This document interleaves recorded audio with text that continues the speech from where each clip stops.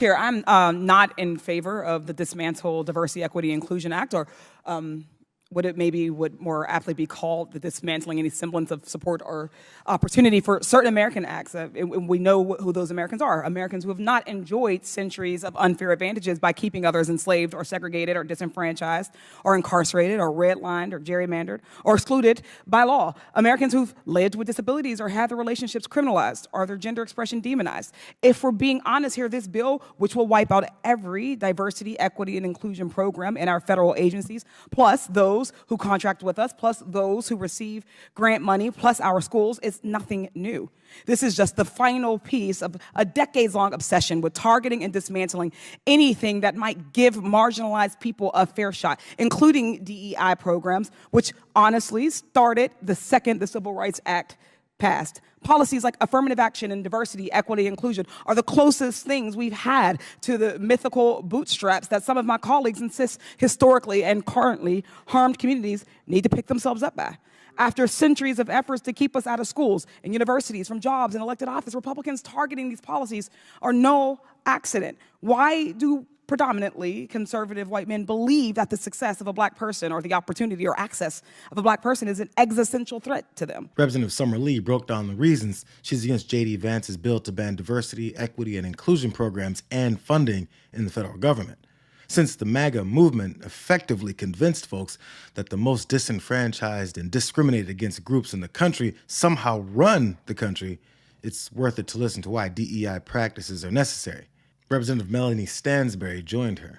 We just had a letter introduced into the record from the Heritage Foundation that is supporting this bill because of misguided efforts to essentially stoke segregation, division, and create a victim-oppressor narrative, essentially, is what this letter of support says.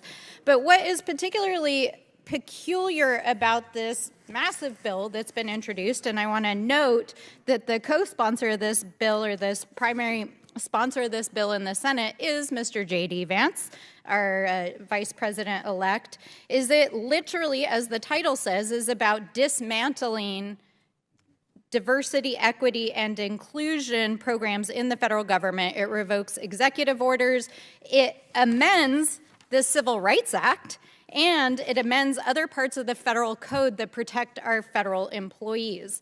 Why do they feel the need to amend the Civil Rights Act?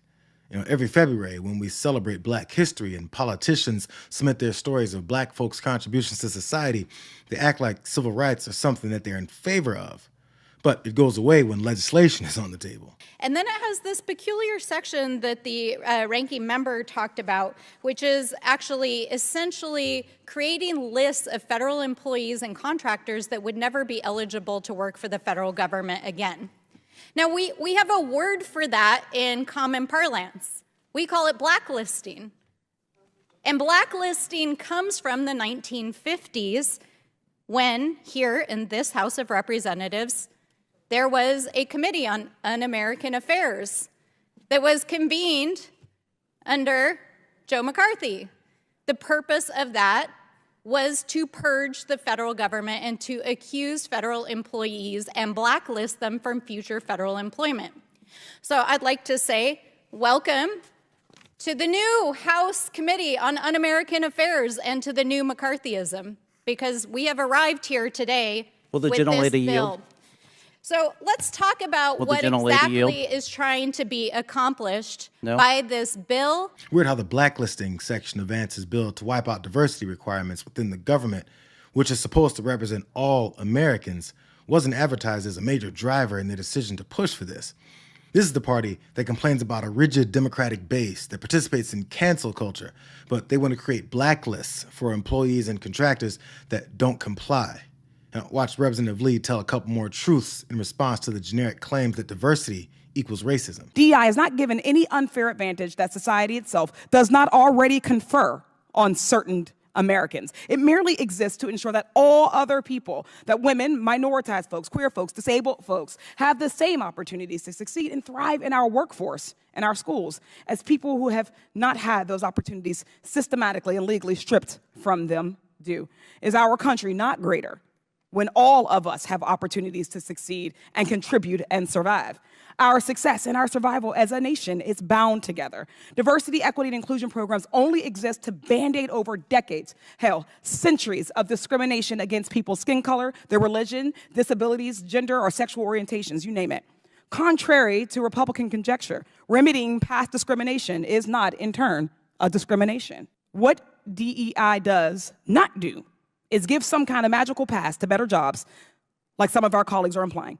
That middle word, equity, does not mean more than or better than. It means treating people fairly and impartially. It means working to fix generational and systemic discrimination to the betterment of all of us in all of our institutions. So can anyone that's in opposition to diversity claim that the country doesn't have a history of discrimination?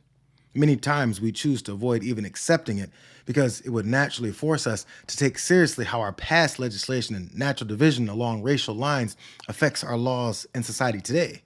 A simple declaration that we've come a long way in itself admits that we had some savage beginnings. Are we claiming that women, minorities, and queer folks have never been kept out of professional and educational settings, even with our parents and parents' parents? No one can deny America's discrimination. So to keep from having to answer for it, political folks have made the traditional targets the bad guys. Republicans are trying to bastardize the term DEI to be a slur. When Justice Ketanji Brown Jackson was up for confirmation and when Vice President Harris was added to the ticket, they called them DEI hires. They want you to believe that a Harvard graduate with over 20 years of experience, who happens to be a black woman, is not qualified, but a Fox News personality is qualified to run the Department of Defense, and the WWE executive is qualified to run the Department of Education. Let's be real. There is an attempt to create a direct correlation between our race, being a black person, and our qualifications. So much as to say that there is no way to be a black woman. There is no resume that a black person could have that would qualify them unless that black person is a Republican. And there is a quota there. And while all of this is happening at the top level of our government, I can promise you these same things are happening on every single level of government and private sector. But those people don't have a national platform to speak out against discriminatory treatment. My Republican colleagues have got to stop punching down on already marginalized communities and face their own fears of a level playing field privately. It's shameful. Yeah, I know it's uncomfortable to hear that our purposeful blind spots on the origins and development of the country preyed on certain people that were physically and legally suppressed from participating in the American dream that we all brag about. We can't let it go. We just have to stop acting like it never happened because it's allowing for it to continue to happen right in front of us. Or the very likely assumption can be made that the plan is to promote it and attempt to take us back to the times some of us reminisce on being the best days America had. This is not about qualifications. This is not about having a qualified federal workforce. This is about laying the ground for the purge that they plan on January 20th and in the days afterwards. And we know that because the very organization for whom the chairman just submitted this letter of support is the Heritage Foundation, who wrote Project 2025, which gave us the blueprint for the purge itself and what they are planning inside every single one of these agencies. So we need to be clear-eyed about what this actually is and about what is trying to be accomplished and why 4 weeks before we're about to adjourn for the holidays, the Republicans are bringing this bill to a markup without an actual hearing. This is modern McCarthyism. They are preparing for a purge. They are going after members of the federal government who are advancing because they are people of color, women, LGBTQ+, other members of our community who have been excluded systematically from participating in federal service and leadership positions, and then they're going to put their own unqualified loyalists in there to take out our federal workforce.